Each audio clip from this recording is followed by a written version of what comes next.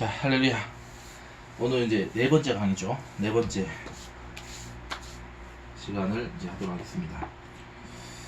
자, 몇 페이지까지 했죠? 그러니까 45페이지까지 했죠. 45페이지에서 타락의 문제, 악과 죄, 이제 이 부분 하다가 우리가 그 시간을 마쳤죠.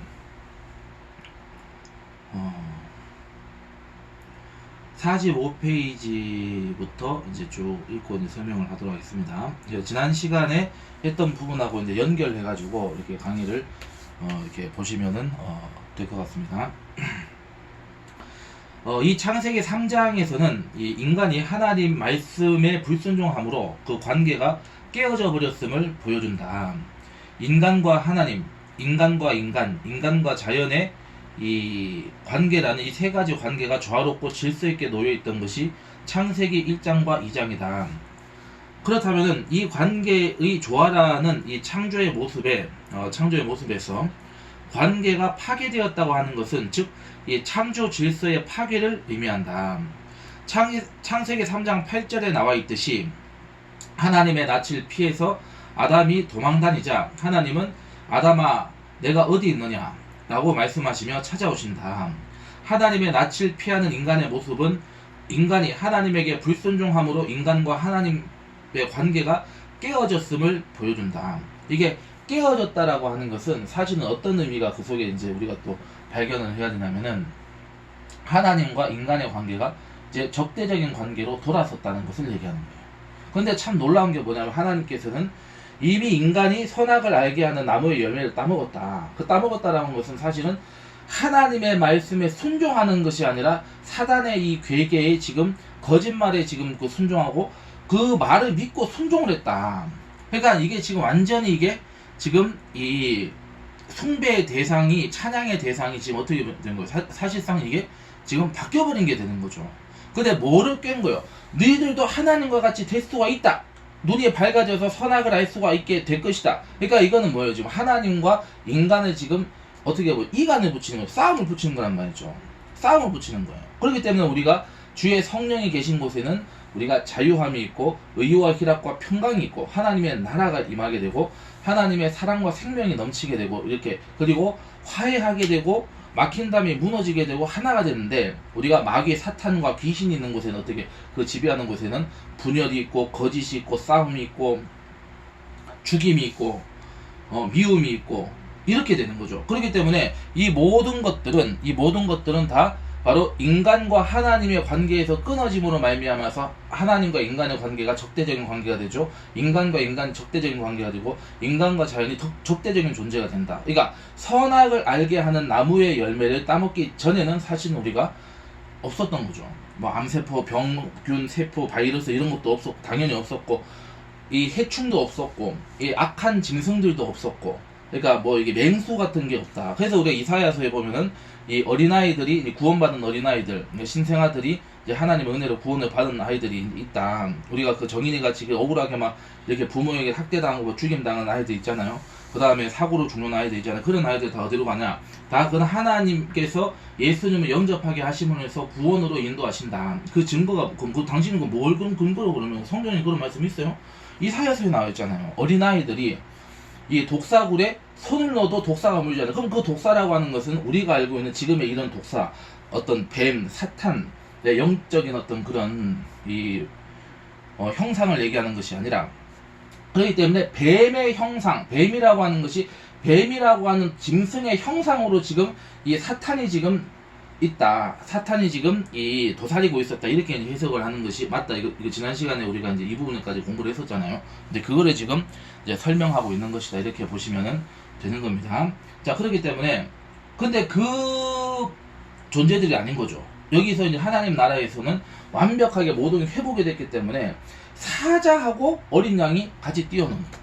이게 가능한 거예요. 하나님 나라에서는 진짜 하나님 나라에서는 가능한 거예요. 그런데 이게 이 땅에서는 그게 가능하지가 않죠. 근데 여러분 때로는 우리가 이 짐승들, 이 생물들을 보면은 때로는 이 본능이 작동이 이게 절제가 되고 그 다음에 배가 부르게 되면은 사자하고 어린 양이 같이 뛰어놀고 살 수가 있어요.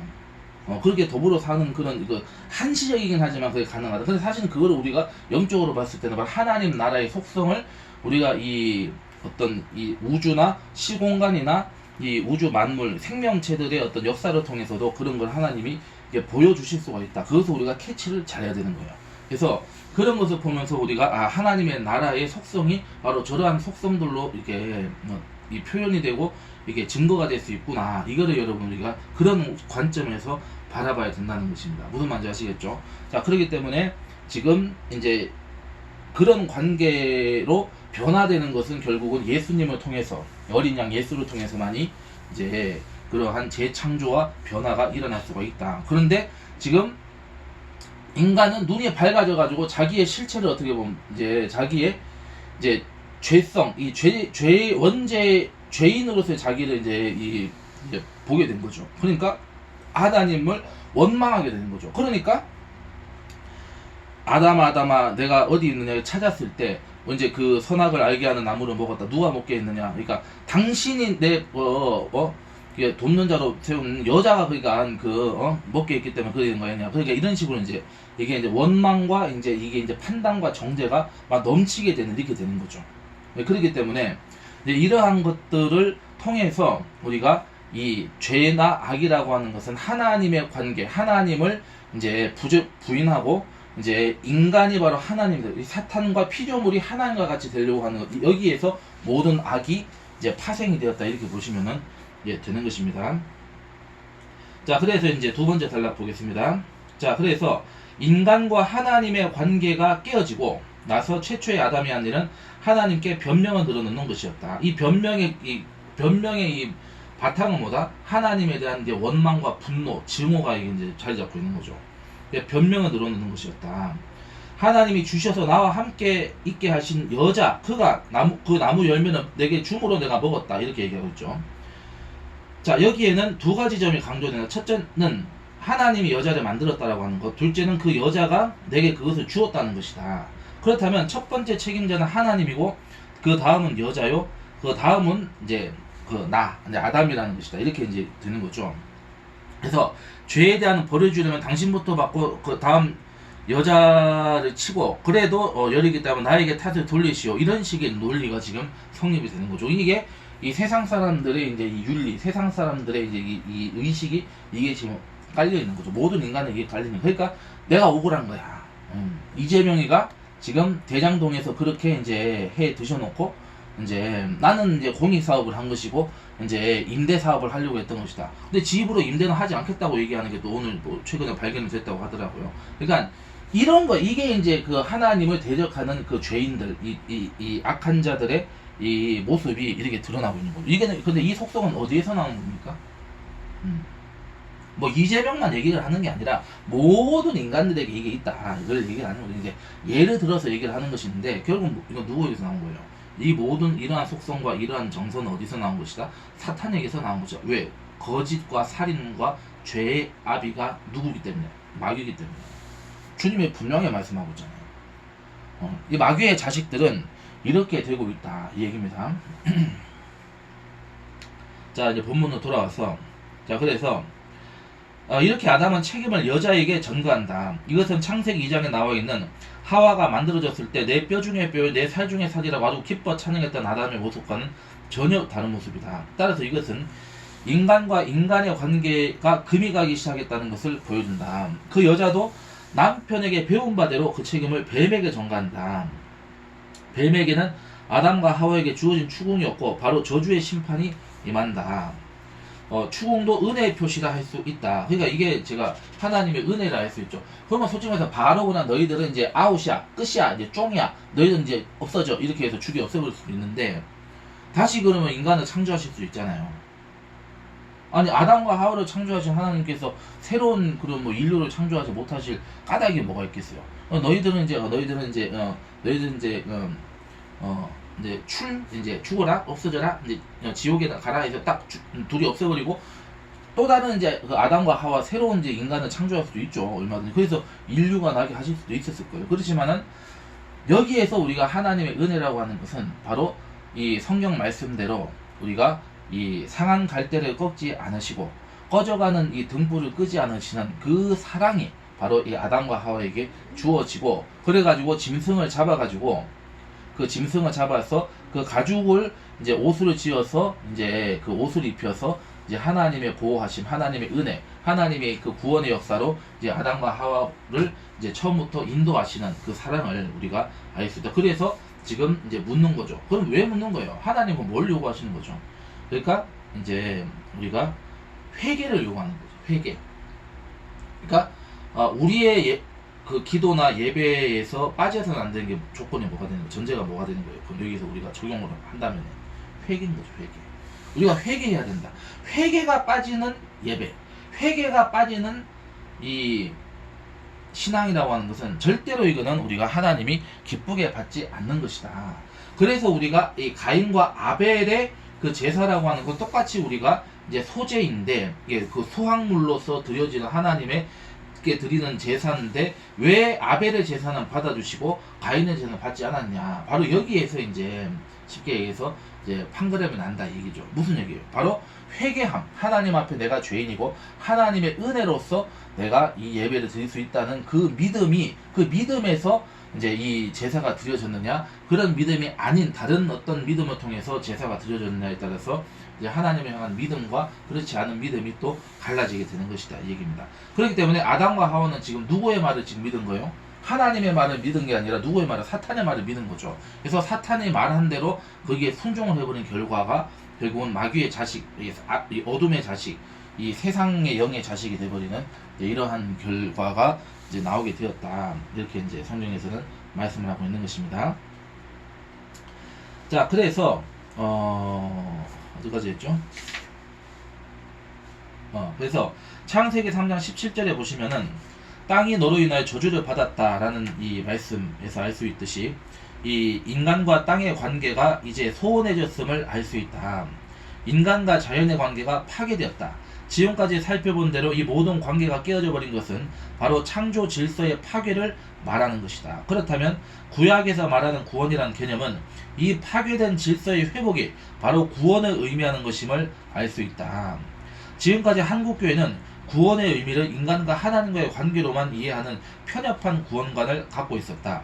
먼저는 인간과 하나님의 관계가 회복되어야 하고, 이어서 인간과 인간의 관계가 회복되어야 하며, 이와 동시에 인간과 자연의 관계가 회복되어야 하는 광의적인 의미로서 구원이 이해되어야 함을 간과하고 있었던 것이다.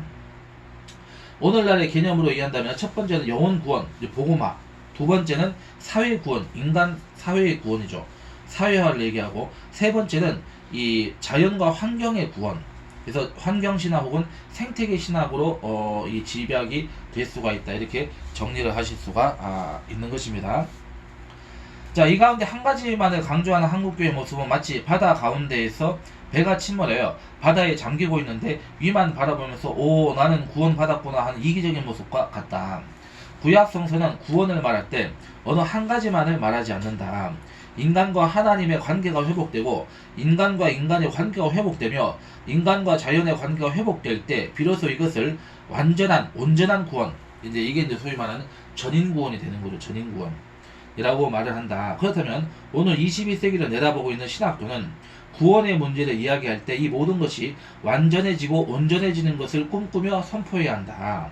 그런데 첫 번째가 가장 중요하다는 것 사실을 잊어서는 안 된다. 영혼 구원, 인간 구원이 가장 중요한 것이죠. 이제 여기에서 사회 구원도 가능하고, 이제 이 환경 구원도, 우주의 구원도 가능한 것인데, 이것을 또 우리가 이제 잘못 우리가 또 이게 오해하면 안 되는 게, 이 인간 구원과 이 사회 구원과 이 자연 구원이라고 하는 것이 동등하다. 또 이렇게 보면 또 이게 문제가 있어요. 이거는 그러니까 인간의 구원, 영혼 구원을 통해서 자연스럽게 이어지는 이 부분으로 해석을 해야 되는 게 맞는 겁니다. 그런데 예를 들어서 뭐 영혼 구원보다는 사회 구원, 사회를 어떻게 구원을 시켜, 사회의 혁명을 통해서 뭔가 사회를 바로잡아 가지고 이제 거기에서는 어떤 바탕을 만들어야 된다. 이거는 순서가 잘못된 거예요, 사실은. 그건 잘못된 겁니다. 우주를, 자원을 이제 구원을 하고 나서 그 다음에 어떤 사회 구원과 어떤 인간의 구원이 필요하지 않은 거냐, 이렇게 또 해석하는 것, 이거 잘못된 거예요. 이 사회 구원과 자연 구원의 전제가 전제가 뭐냐? 바로 이게 영혼의 구원, 개인의 구원, 인간의 구원이죠. 이 구원에서 자연스럽게 그 구원받은 하나님의 백성들을 통하여서 이 사회 구원도 이 환경의 구원이라고 하는 것도 가능한 것이다. 그래서 요 관계를 우리가 좀 정확하게 이해를 하실 필요가 있다. 이렇게 보시면은 되겠습니다. 자, 그래서 얘는 첫 번째 관계가 가장 중요하다는 거 얘기하고 있고, 하지만 첫 번째만이 구원의 전부 아니라는 사실도 더불어 망각해서는 안 된다. 기독교는 오늘의 이 전체의 구원을 위해서 인간과 하나님의 관계를 강조해야 한다. 그러나 그것에 대해서만 머물러서는 안 된다. 인간과 인간의 관계 회복, 인간과 자연의 관계 회복도 함께 이야기해야 한다. 이렇게 이제 얘기를 하는 거죠. 그래서 죄와 악이라고 하는 것을 이제 소멸하시고, 이제 그걸 없애고 심판하고 종식시키고, 이제 하나님의 생명과 구원으로 인도하시는 그런 하나님의 그런 은혜라고 하는 것은 결국은 이 죄의 문제를 어떻게 해결할 것인가 해서 이제 비록되고 있다. 이렇게 이제 정리를 하시면 되고, 여러분들 내가 이렇게 이제 설명을 하는 거는 여러분은 꼭 이제 강의를 이렇게 들으시고 나서 여러분 이제 복수보고 하셔야 됩니다. 그래서 여러분 우리가 이 강의에서 다루었던 이 부분들을 여러분 꼭 읽어보셔야 돼요. 그냥 제 강의만 듣고 그냥 이렇게 하면은 사실 안 됩니다. 여러분들이 이거 다시 한번 읽어보셔야 돼요. 저의 설명을 듣고 이제 강의를 듣고 그 다음에 여러분이 꼭 복습을 하셔야 돼요. 그냥 제 강의만 들으면 솔직히 말해서 제가 전체적으로 이렇게 설명을 지금 하고 이렇게 강의가 좀 분량이 너무 많기 때문에 진도가 지금 우리가 지금 이게 천천히 가고 있잖아요. 벌써 지금 우리가 4번째 강의인데, 그렇기 때문에 이 부분은 여러분들이 이제 꼭 이제 복습을 해라. 예습도 가능하면 미리 하시는 것도 좋다. 예습 복습을 여러분 꼭 해야지만이 이제 여러분들이 이제 이 내용을 이제 이해하실 수가 있는 겁니다. 자, 그 다음 넘어가겠습니다. 홍수 이제 사건이 기록이 되어 있죠. 창세기 6장에서 이제 9장에 걸쳐서 이제 기록이 되어 있습니다. 홍수 문제를 보죠. 47페이지입니다. 47페이지. 하나님과 인간의 관계가 깨어진 이후에 창세기 4장에 와서는 그 관계의 파괴가 형제가 형제를 죽이는 일로 발전되고 점점 사회가 악화되면서 죄가 점점 더 만연되어 가고 있음을 보여준다. 죄가 더 만연되어 가고 있다는 표현을 사실 이건 좀 약간 어폐가 있습니다. 왜냐하면 이미 죄인의 상태, 이 죄의 존재가 됐기 때문에 이미 그 죄가 나타나기 시작하는 거죠. 이게 갑자기 어떤 게 생겨서 만연되어 가고 있다는 이 맥락은 사실 잘못된 해석이고, 이건 좀 잘못된 표현입니다. 이제 죄가 비로소 죄악의 열매가 이제 열매를 맺어가고 있는 이제 그런 이제 단계로 나아갔다, 이렇게 표현하는 게 맞는 겁니다. 자, 창세기 6장 1절로 4절까지 보면은 이제는 하늘과 세계와 땅의 세계의 경계가 무너지고 있다. 즉 인간의 죄가 인간의 질서를 파괴했을 뿐만이 아니라 우주의 질서까지도 파괴시켰다는 것을 보여준다. 창세기 3장에 아담과 하와의 타락 이후 계속되는 죄의 증가가 여기에 와서 최고치에 다다르게 되었음을 말해주고 있는 것이다. 이 땅은 어쩔 수 없이 홍수 심판을 받을 수밖에 없게 되었다. 홍수는 극에 다다른 인간의 죄에 대한 하나님의 심판이라고 하는 것을 분명히 하나님의 뜻이 어디에 있는지를 다시금 재확인시켜주는 그러한 때에 이 홍수의 사건이 기록이 되었다. 이렇게 이제 보시면은 이제 되는 겁니다. 자, 그 다음에 이제 5번째는 바벨탑 사건이죠. 바벨탑. 이 바벨탑이라고 하는 건 사실은 이제 표현이 잘못된 표현입니다. 왜냐하면 이 신할 땅에 이 바벨이라고 하는 이름을 가지고 이제 성과 대를 쌓았다. 이렇기 때문에 바벨 도시 사건이라고 표현하는 게 좀 더 정확합니다. 성과 대를 쌓자. 그러니까 도시를 만들고 이제 기념탑을 이제 기념물을 만들자, 이 두 가지이기 때문에 바벨탑 이렇게 이건 좀 잘못된 표현입니다. 그래서 바벨 도성 내지는 바벨시 이렇게 이제 표현하는 게 정확한 표현이다. 이렇게 또 이제 수정을 좀 해야 되겠네요.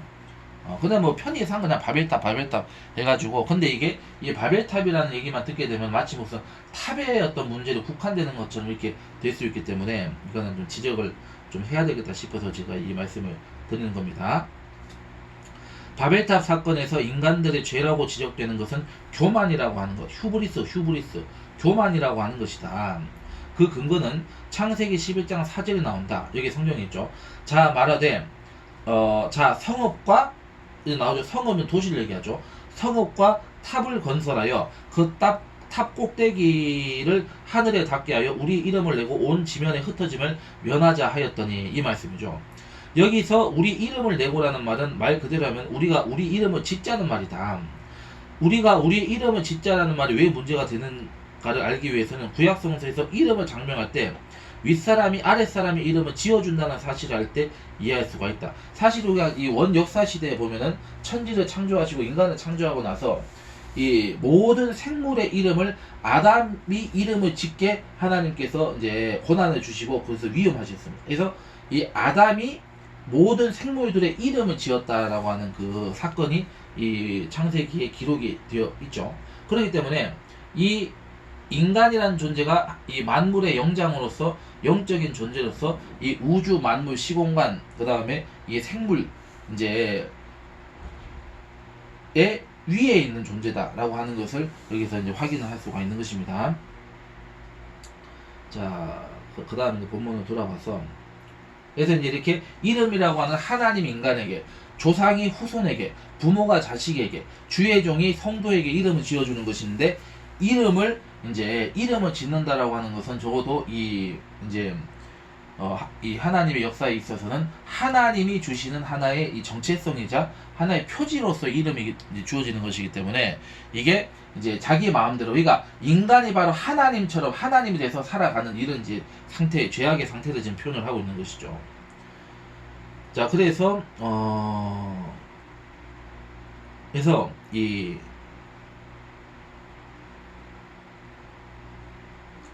열왕기하 23장 34절 그 다음에 24절 17절에 이제 그 근거의 말씀으로 제시를 하고 있습니다. 그건 여러분 찾아가서 읽어보시기 바랍니다. 자, 여기에서 하나님이 인간의 이름을 지어주게 되어 있음에도 불구하고 하나님 대신에 스스로 이름을 짓겠다는 것은 인간에 대한 하나님의 통치권을 거부한다는 의미가 담겨 있는 것이다. 그런 의미가 이제 나타나는 거죠. 자, 여기서 성읍과 탑을 건설하여 그 탑 꼭대기를 하늘에 닿게 하는 행위는 문제가 안 된다. 왜냐하면은 그거는 뭐 우리가 어떤 도시를 만들고 도시에 모여 살고 거기에서 뭔가 어떤 기념으로 만드는 것, 이거 자체는 뭐 우리가 어떤 의미에서 뭐 하나님이 허락하는 경우가 있을 수도 있고, 그죠?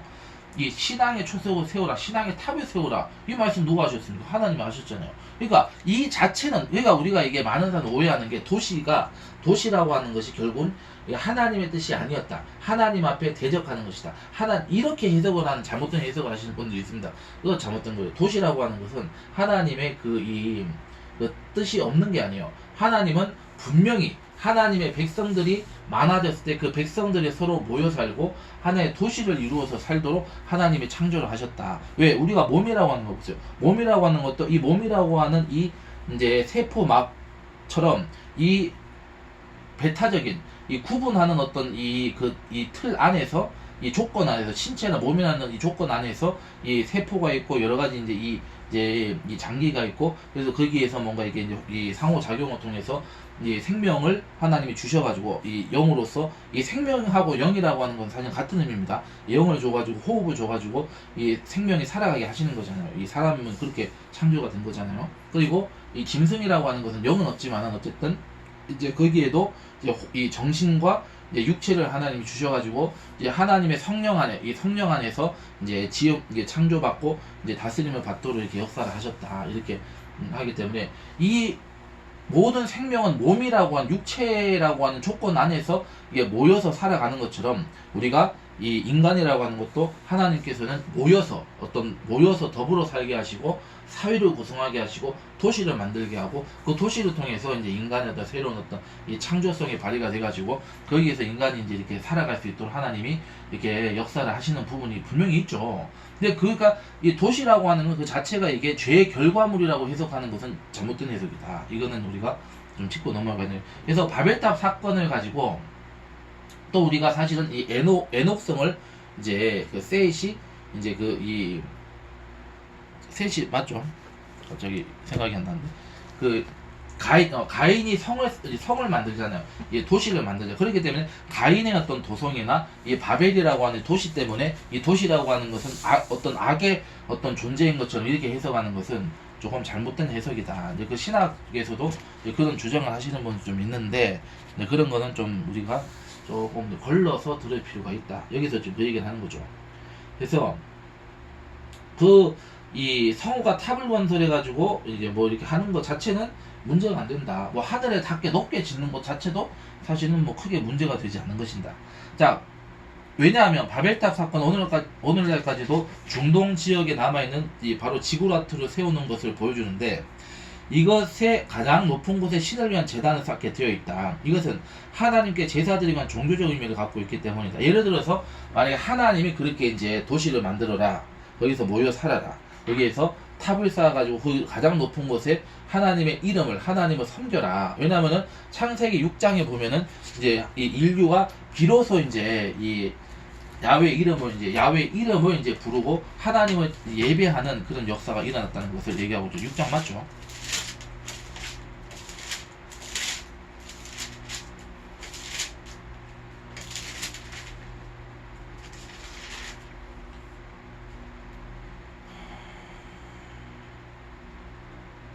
6장이 아니고 5장 이제 26절에 나옵니다. 5장 아니 3장 4장이죠. 4장 26절. 4장 26절에 셋도 아들을 낳고 그의 이름을 에노스로 하였으며 그때 사람들이 비로소 야훼 이름을 불렀더라, 이렇게 얘기하고 있습니다. 그래서 이제 이 에노스가 태어나고 자랐을 때 그 시대에 이제 셋을 이제 셈 대신 이제 셈에서 끊어진 하나님의 구원의 역사, 하나님의 그 이 구원, 이 메시아의 그 혈통이 이제 셋으로 이어지면서 이제 셋과 그의 후손들을 통하여서 이제 하나님을 예배하고 하나님을 증거하는 그러한 이제 이 사명을 감당하는 족속이 나오게 되고, 그러면서 이제 그들의 믿음을 통해서 이제 야훼 이름을 이제 하나님께서 이제 주시고 야훼 이름을 이제 선포하게 하는 그러한 이제 그 이 역사가 이어졌다는 거죠. 이때도 이제 구원의 역사가 주어졌다, 이렇게 보시면은 이제 되는 겁니다. 그렇기 때문에 이 지금 문제가 뭐냐면 바벨에 지금 도시를 만들고 탑을 쌓는 건 지금 이런 의도가 지금 다른 데 있는 거죠. 이거는 뭐예요? 지금 하나님을 거절하고 하나님을 내쫓아버리자, 이거예요 지금. 그리고 우리가 하나님처럼 서로가 서로를 이렇게 뭐 이제 유토피아를 만들어 가지고 이제 살아가자. 꼭 어디 뭐 공산당 얘기하는 것처럼 이제 그런 이제 되는 거죠. 이 세상은 다 그런 겁니다. 이게 뭐 공산당뿐만이 아니고 인간의 이 죄악된 인간들은 다 이런 역사를 지금 만들기 위해서 도시를 만들고, 도시라는 것이 하나님을 예배하고 하나님의 구원이 있는 도시를 만드는 게 아니라 뭔가 그 도시를 통해서 자꾸 이제 이 유현준 교수가 왜 도시에는 이 높은 건물들이 계속 생길 수밖에 없고 이게 더 높아질 것이다. 왜 그러냐면은 사람은 남들보다 더 높은 위치에 서가지고 이 사람들을 아래로 내다보고자 하는 어떤 권력욕이 있고 소유욕이 있기 때문에, 그런 인간의 욕구 때문에 이 건물은 더 높아질 거예요. 아마 높이 지을 수 있는 그 한도 내에서는 계속 올라갈 것이다. 진짜 어떻게 보면 500층 뭐 이렇게 나올 수도 있는 거죠 지금. 그리고 이제 이 지구가 이제 영원하지 않다, 이렇게 생각들을 이제 또 이제 생각들을 하니까, 그러면 영원히 살 수 있는 이제 또 우리가 그러면 이제 지구가 아닌 곳에 살아가고자 하는 또 이제 새로운 곳에서 또 그런 이제 막 도시를 만들고 이게 문제가 생긴다 이거죠. 근데 이게 하나님의 구원의 역사는 아니란 거죠. 그러나 하나님은 또 이제 그런 인간의 어떤 질서나 이런 거를 또 하나님 질서의 하나님이시기 때문에 그런 질서라고 하는 걸 또 하나님께서 선하게 바꾸어 주셔서 하나님의 뜻에 이제 수단으로 또 사용을 하시는 경우가 있다. 그래서 도시라고 하는 것도 또 그런 죄악된 도시가 됐다 하더라도 그 도시를 하나님께서 하나님의 사람을 보내주시고 성령께서 임재하시고 거기에 이제 예수님을 증거하게 하고 예수님을 믿고 구원받는 사람이 많아지게 해서 그 도시가 구원받게 하는 그런 것이 또 하나님의 이 선교의 사명이시기 때문에, 그런 사명에 따라서 우리가 살아가고 있는, 우리가 속해 있는, 우리가 지금 여기서 이제 생존하고 있는 도시를 위해서도 사실 우리가 기도해야 되는 거예요. 이 도시가 구원받는 여기 이제 제가 지금 강의하는 거, 여기는 지금 저희 집이 안양에 있으니까 이 안양이라는 도시가 구원받는 도시가 되게 해달라고, 서울이 구원받게 해주시고 부산이 구원받게 해주시고 이렇게 기도를 해야 되는 거예요. 그래서 도시라고 하는 것은 그 자체로 악이 아니다, 죄가 아니다. 그것은 하나님이 주신 그러한 이 생존의 하나의 이제 그 토대이자 터전으로서 이 도시는 그 자체로 하나님의 백성들을 이제 모여서 하나님을 예배하는 현장으로 바꾸시는 이제 구원받는 도시가 되게 하신다, 이렇게 이제 인도하시는 것입니다.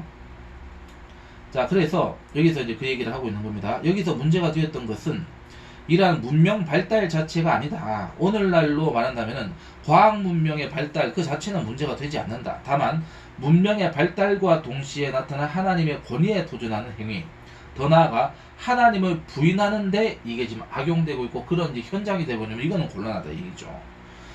자, 문명의 발달로 인간과 하나님의 관계가 멀어질 때 하나님의 심판은 필연적인 것이었다. 바벨탑 사건은 이 점을 경고한다.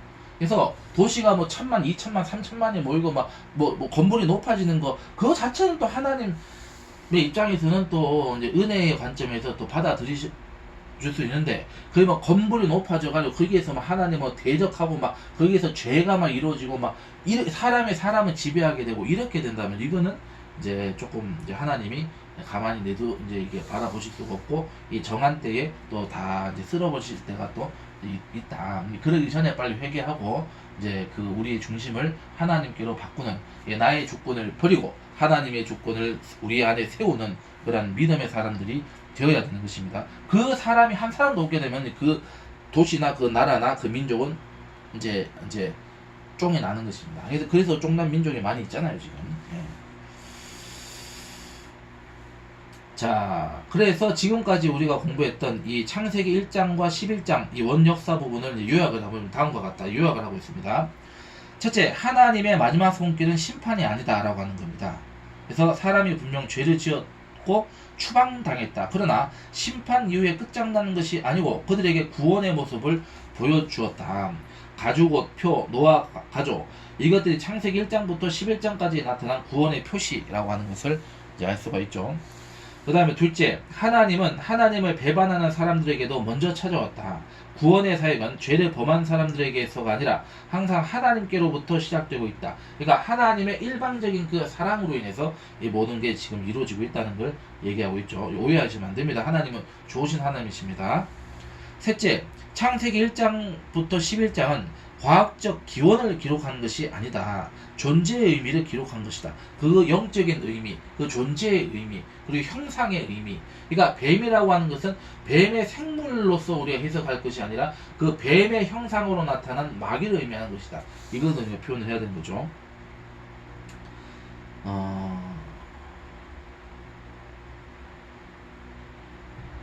자, 그래서 우리가 그 아담과 하와를 깬 그 뱀을 그 뱀이란 존재를 어떻게 해석을 해야 되냐면은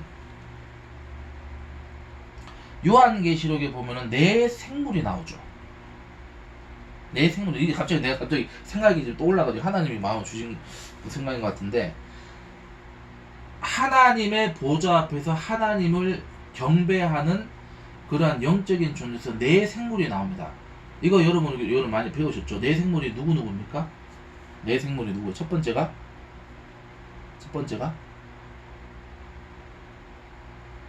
사자, 그죠? 사자가 나왔고 두 번째가 사람, 오케이, 사람 나오죠. 세 번째가 음메 소리 하는 소가 나오죠. 소. 네 번째가 뭐죠? 독수리죠. 그렇습니다. 내 생물하고 이게 그 뱀하고 사실은 연결되어 있는 거예요. 그러면 우리 어떻게 해석해야 됩니까? 이 내 생물이라고 하는 것은 천사의 대표자, 영적인 존재의 대표 리더로서의 존재가 지금으로 해석을 할 수 있지 않을까. 그러면은 그게 그 뭐 사자라면 진짜 사자 이거 사자가 그런 게 아니라는 건 여러분 알고 계시잖아요. 하나님 나라에서 그 사자는 온순하고도 이 선한 사자고 이 아주 그냥 잡아먹지 않는 그런 약탈하지 않는 맹수가 아니라고 얘기했죠. 그러면 뭘 얘기하는 거예요 지금? 이 짐승이라고 하는 것은 이 영적으로 영의 어떤 형상을 표시하는 것이고 그 영적인 현상을 통해서 영적인 존재를 해석을 해야 한다. 뱀이라고 하는 것도 물론 지금의 이 뱀은 아니라고 할지라도 이제 영적인 존재로서 그런 뱀의 형상을 입고 나타난 이 마귀를 얘기하는 것이다. 이렇게 해석하는 거. 이거 영적인 이제 존재들 이제 이거를 이제 해석을 해야 되는 것이다. 얘기입니다. 갑자기 그게 생각이 나가지고 여러분들에게 지금 이제 말씀을 드렸습니다. 자, 그 다음에 그 다음에 셋째, 창세기 1장부터 11장 원역사 부분은 창세기 12장부터 시작되는 이 족장사의 배경사이다. 이 무슨 말인가 하면은 창세기 1장과 11장 부분은 한 민족의 역사가 아니고 인류의 역사인데, 이 속에서 인류를 향하신 하나님의 구속사적 계획이 빈번히 실패한다. 인류를 하는 구원 계획이 계속 실패하기 때문에 하나님이 이제는 한 민족, 한 사람을 통해서 하나님의 구속사를 연장시킨다는 것이다. 그래서 하나님은 이제 아브라함을 부르시는 것이다. 이제는 하나님의 구속사가 아브라함을 기점으로 새롭게 시작된다. 이런 이유에서 창세기 1장에서 11장은 하나님이 아브라함을 부르신 이유를 설명하는 배경사로 볼 수 있다. 이 부분을 간단히 도식화하면 이제 표가 나오죠. 근데 이거는, 이 표현도 여러분 잘못된 표현입니다. 인류를 향하신 하나님의 구속사적 계획이 번번이 실패했다. 이거는 틀린 겁니다. 이거는 차준희 교수가 이거 잘못된 해석을 하면 이건 오류입니다. 이거는 지적을 좀 하자. 하나님의 구속사 계획은 실패한 적이 없습니다. 뭘 실패했어요? 하나님의 구원이라고 하는 것은 하나님의 은혜와 그 국률하심과 은혜를 통해서 주어졌다고는 하지만, 그러나 동시에 그 하나님의 생명이라고 하는 거룩한 생명이다. 그러면 그 거룩한 생명에 내가 거룩한 삶으로서, 거룩한 믿음으로서 하나님 앞에 나아가는 자를 하나님은 절대로 포기하지 않는다. 믿음을 지키는 자를 하나님 버리지 않는다. 그게 최소의 조건이니까. 근데 믿음을 버리는 자는 어쩔 수 없는 거죠. 왜? 이거는 거부할 수 없는 것이기 때문에. 죄를 짓고 추악하고 버림을 받아야 마땅함에도 불구하지만은, 그러나 그것을 거부하면 지옥 갈 수밖에 없는데, 근데 이걸 하나님의 실패라고 이렇게 표현할 수가 있어요? 이거는 그럴 수가 없는 거야. 성경에 분명히 얘기했어. 하나님 실패할 수 있는가? 그럴 수 없다고 사도 바울이 선포하고 있잖아요. 그렇기 때문에 이 표현은, 이러한 견해는 이제 이 사람이 잘못된 견해를 가지고 있는 것이다, 이 얘기입니다. 인류를 한 구원이 계속 실패했다. 뭐가 실패했습니까? 실패한 거 아무것도 없습니다. 하나님이 이제는 한 민족, 한 사람을 통해서 하나님의 구속사를 연장시킨다는 뜻이다. 이것도 잘못된 거예요. 왜 그러냐면은, 이거는 정말 잘못된 해석. 이거는 이 사람 회개해야 될 거예요. 왜 그러냐면은, 자, 보세요. 물론 우리가 이제 하나님을 거부하는 그런 죄악의 행렬이 확대되어 가고 있는 것은 맞습니다. 그거는 이제 동의를 해요. 그렇지만은, 그렇다고 해서 하나님의 구원의 역사를 실패했다고 볼 수는 없는 것이다. 그렇게 칠 것 같으면은 노아가 왜 나올 수가 있고, 어떻게 아브라함과 이삭과 야곱이 나올 수가 있겠냐는 거죠. 그건 말이 아닌 거죠. 그건 잘못된 해석인 겁니다. 하나님은 성공하시고 승리하시고, 하나님은 계획을 한 번도 이게 실패하고 끊어진 적이 단 한 번도 없다는 것을 보여주고 있는 것이다.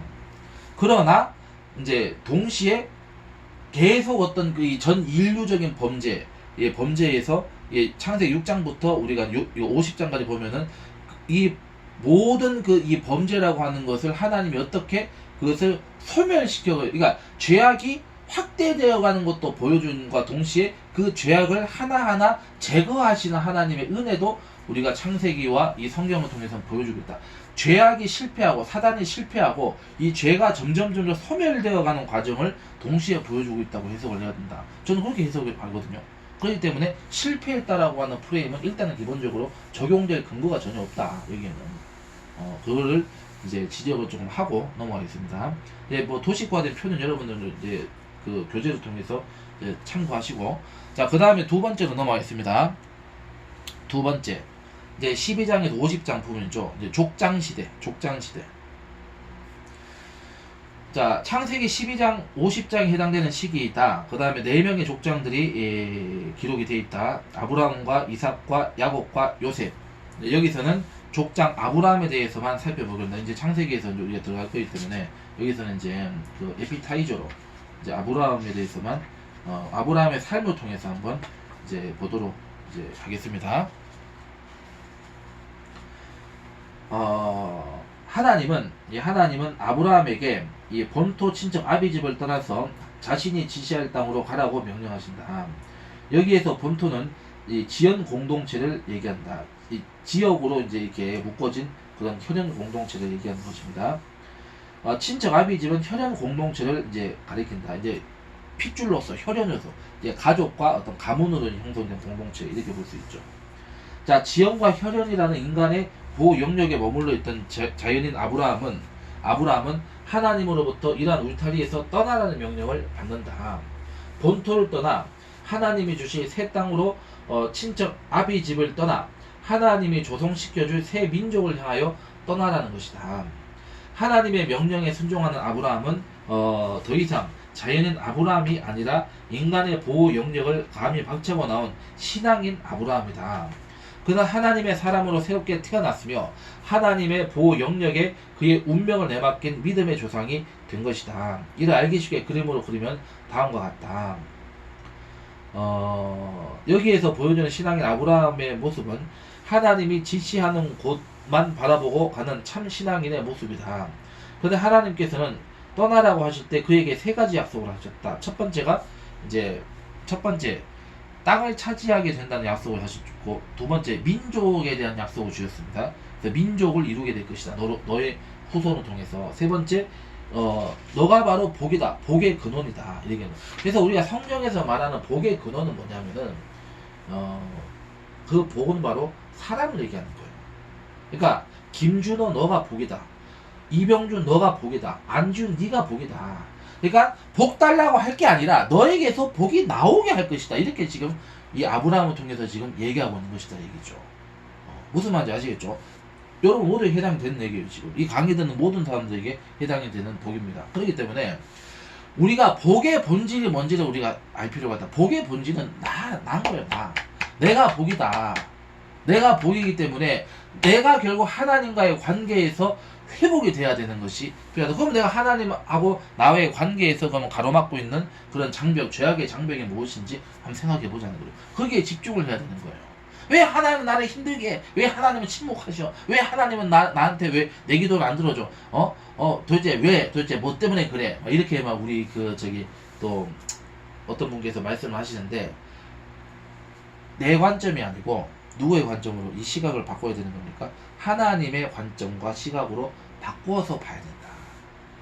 자기를 돌아볼 수가 있어야 되는 것이다. 그거를 이게 표현을 하고 있는 것입니다.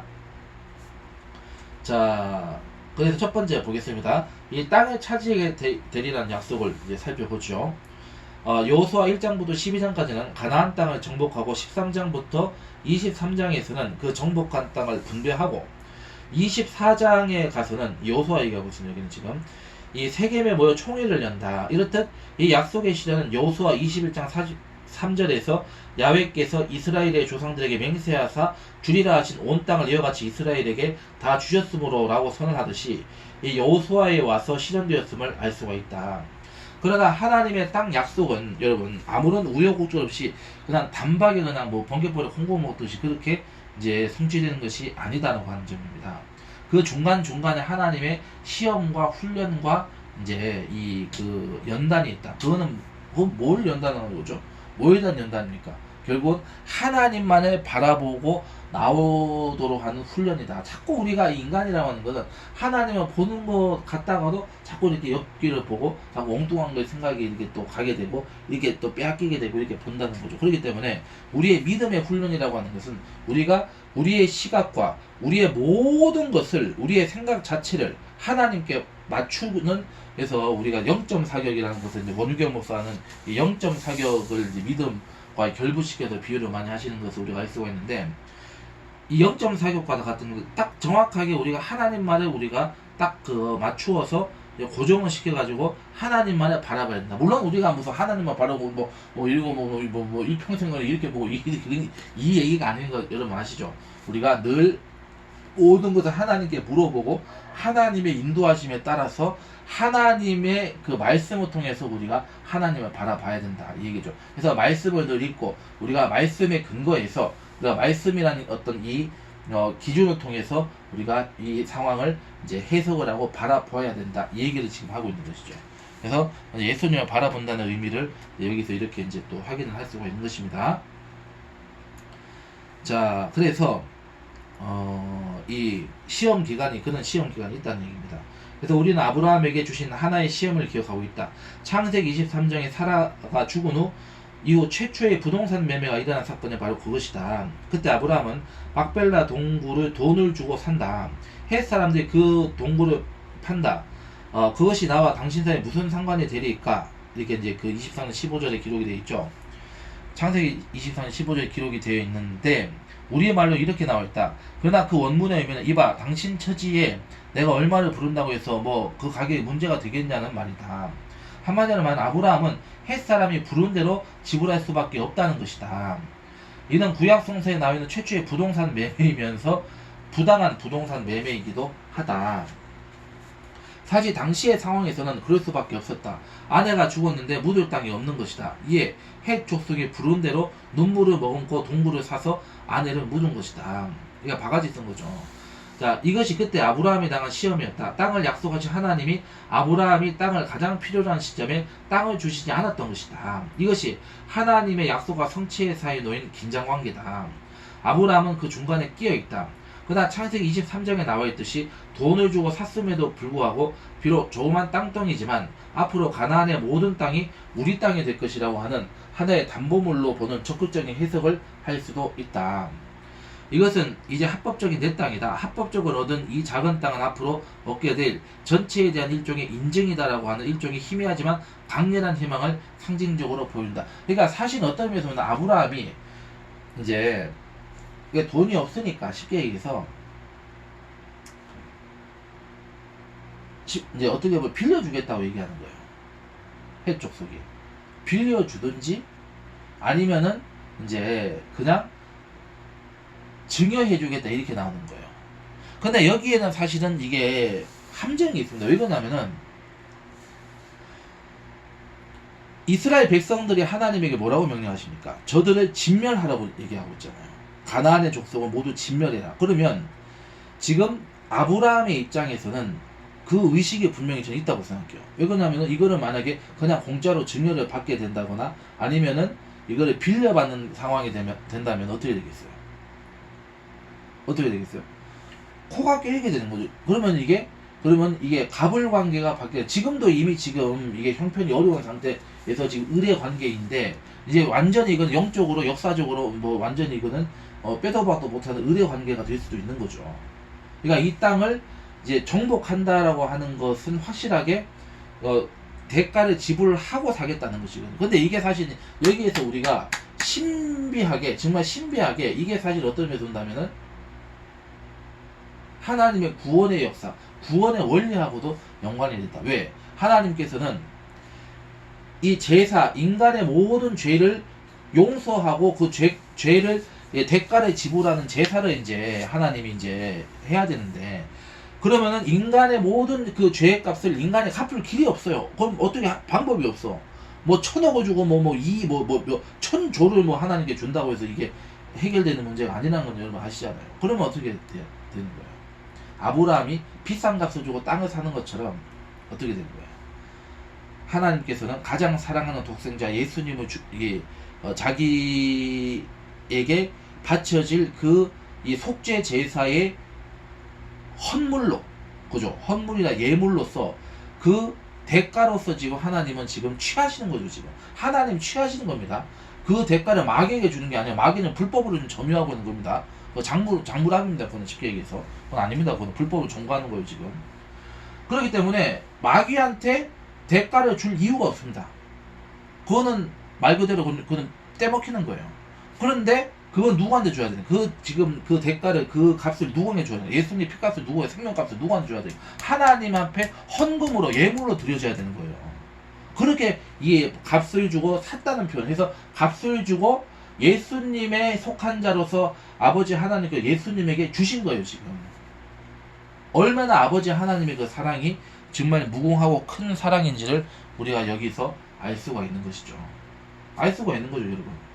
그 사랑을 여기서 우리가 알아야 된다. 이 원역사를 통해서. 그래서 저는 이 창세기를 통해서 바로 왜 예수님이 우리의 구원자이신가를 이제 설명해주는 그 설명을 이제 시도하는 첫 이제 스타트가 바로 창세기고 원역사고 모세오경에서 예수 그리스도. 그러니까 이 예수 그리스도의 형상과 모형을 그대로 제시하는 책이 이 모세오경이다. 그래서 우리가 이성 목사님은 이제 모세오경을 통해서 예수님을 만나는 예수님의 제자로서의 훈련을 그렇게 해서 하는 이유가 여기 있는 거죠. 그래서 예수 그리스도의 어떤 그분의 신성과 인성과 그분의 모형과 그분의 구원의 모든 원리가 이 모세 오경에 다 담겨져 있다는 것을 우리가 알 수가 있는 거죠. 그것을 우리가 이제 그 얘기를 해야 되는 것입니다. 아시겠죠? 자, 그렇기 때문에 우리가 이제 이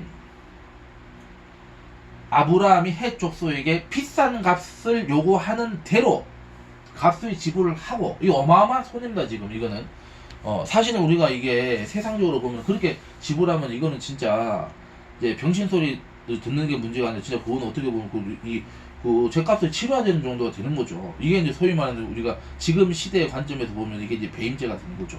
이게 손해를 끼쳤으니까 이런 손해가 어디 있어요 지금. 아니 솔직히 말해서 이게 한 30만 원이면 주면 저도 살 수 있는 땅을 갖다가 이거는 여기서 3천억 주고 샀다. 이거 말도 안 되는 거 아니겠어요? 그죠? 그런데 그거를 지금 그 정도로 지금 이 막벨라 밭 굴을 샀다는 것은 바로 약속된 땅을 확실하게 돈을 주고 사가지고 소유권을 확증 짓겠다. 그래서 확인하는, 선포하는 그거를 지금 아브라함은 지금 하고 싶었던 거죠, 사실은. 그래서 하나님 앞에 그러한 믿음을 하나님께 드리는 그런 열매로서 이제 이 사건을 우리가 해석을 해야 되는 것이다 이 얘기입니다. 아시겠죠?